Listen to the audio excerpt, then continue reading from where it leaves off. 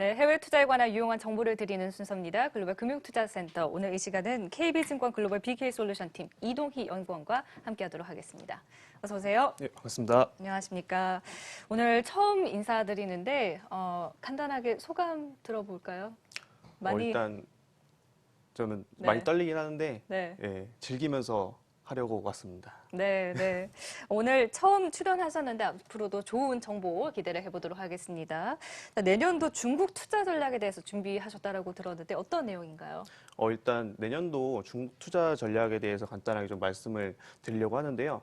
일단은 그 지금 12월 13일 날 이제 미중 무역 분쟁 이슈 합의가 1차가 이루어지면서 일단은 이제 그 점차 완화되고 있는 그런 분위기에서 중국 증시가 이제 외국인 자본들이 지속적으로 좀 유입이 되고 있는 그런 상황입니다. 그래서 네. 이런 모습들을 좀 내년까지 이어질 수 있다면 직접적인 그 미중 무역 분쟁 타격을 받은 중국이 내년에 좀 더 좋은 기회가 있을 수 있다. 저는 이렇게 판단을 하고 있습니다. 네.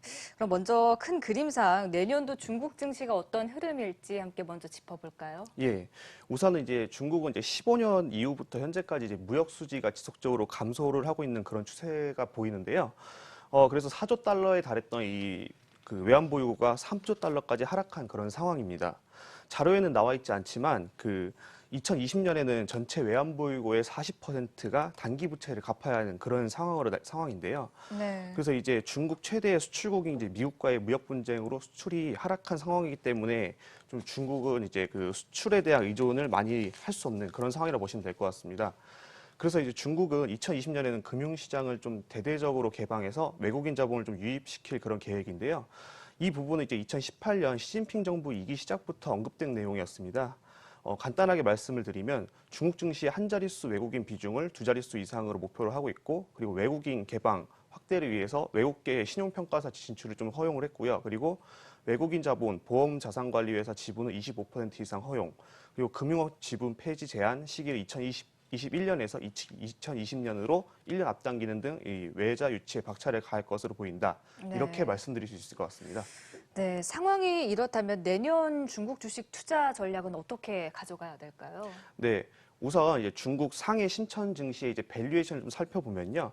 앞에서 말씀드렸듯이 안전자산 선호 심리 현상으로 대형주 흐름이 좀 좋았기 때문에 네. 최근 이제 5년간 평균 밸류에이션 수준에 지금 도달한 상태인데, 그에 반해서 심천 증시 같은 경우에는 다들 아시는 그 15년에 증시 폭락했던 그 당시 밸류에이션보다 현재 밸류에이션이 좀 더 낮은 수준에 있는 그런 상황을 보시면 될 것 같습니다. 그래서 내년에 이제 미중 무역 분쟁이 지속적으로 좀 완화되고 있는 그런 흐름, 거기에다가 이제 글로벌 경기가 회복세에 따라서, 그리고 이제 위험자산 선호 심리 현상에서 위험자산 선호 심리 현상이 점차 늘어나게 되면은 안전자산에 그에 유입됐던 그 자금들이 그 위험자산으로 점차 이제 유입될 것으로 좀 전망을 하고 있습니다.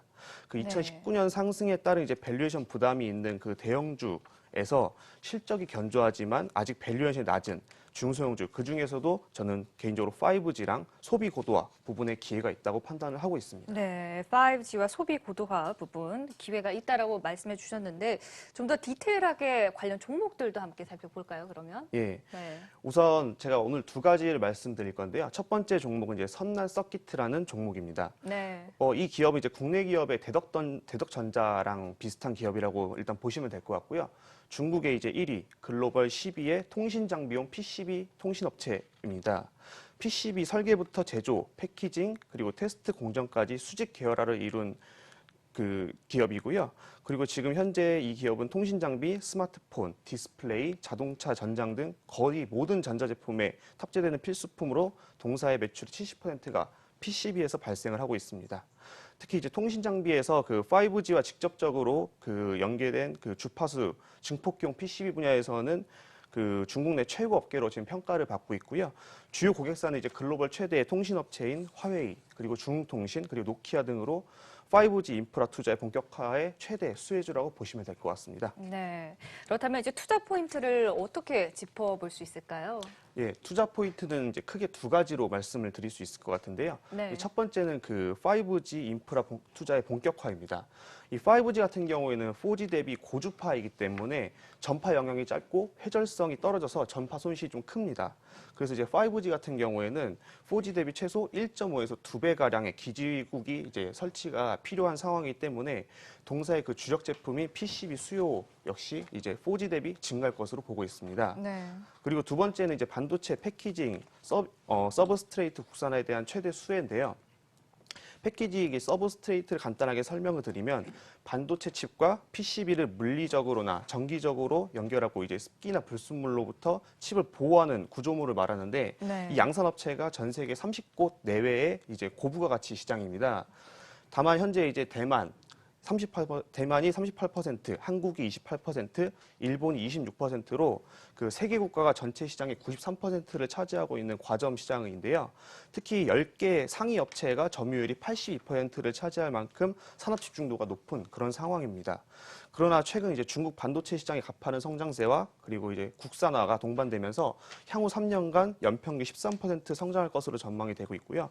그 중에서 이제 동사는 이제 중국 내 서브스트레이트 기반 그 기판 제조 업체 중에서 가장 기술력이 우수하고 생산 캐파도 가장 크기 때문에 네. 이 부분에 대한 수혜도 기대되고 있다. 이렇게 말씀드릴 수 있을 것 같습니다. 네, 알겠습니다. 이렇게 투자 포인트 짚어봤고요. 다른 종목은 어떤 종목일까요?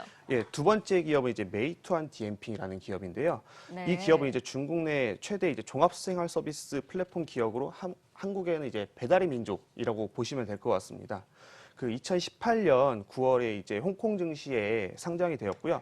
주요 사업은 이제 푸드 딜리버리, 인스토어, 혁신 사업입니다. 우리가 잘 알고 있는 중국의 텐센트가 최대 주주로 있는 기업이고요. 시장 후발주자임에도 불구하고 강력한 그 트래픽을 기반으로 빠르게 유저를 확보했습니다.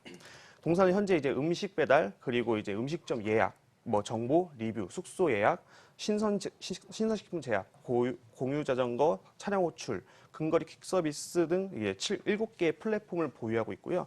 이거에 따라서 고객들한테 생활 서비스를 제공을 하고 있는 그런 업체라고 보시면 될 것 같습니다. 네, 한국의 배달의 민족이라고 생각하면 될 메이투안 디엠핑. 그렇다면 투자 포인트는 어떻게 될까요? 예, 이 기업도 이제 투자 포인트를 크게 좀 두 가지로 볼 수 있는데요. 이 첫 번째는 이제 푸드 딜리버리 중심의 수익성 개선입니다. 그 2019년 2월에 이제 메이투안 디엠핑은 첫 흑자 전환을 좀 시연을 했는데요. 푸드 딜리버리 사업부 마진 개선이 가장 큰 영향을 미쳤습니다. 이 중에서도 이제 판관 비율이 감소를 하고 수수율이 상승을 하게 되면서 전체 마진율 개선에 크게 기여를 한 그런 상황이고요. 특히 이제 핵심 수익원인 이제 배달 수수율이 당분간 상승세를 지속할 전망이기 때문에 수익성이 꾸준히 개선될 수 있다 이렇게 판단을 하고 있습니다. 두 번째는 이제 마진율 개선에 따른 이제 그 혁신 사업 부분의 성장인데요. 네. 일단 동사는 그 고성장 중인 호텔, 음식점 그리고 티켓의 예매 대행 그리고 차량 호출, 자전거 등 이제 공유 경제 플랫폼 사업에 선제적으로 진출을 해서 향후 이제 성장 동력을 확보를 했습니다. 또한 이제 APP 연계 그리고 이제 보조금 지원 등을 통해서 이제 시장 점유율을 빠르게 이제 확대해 나가고 있는 그런 상황인데요.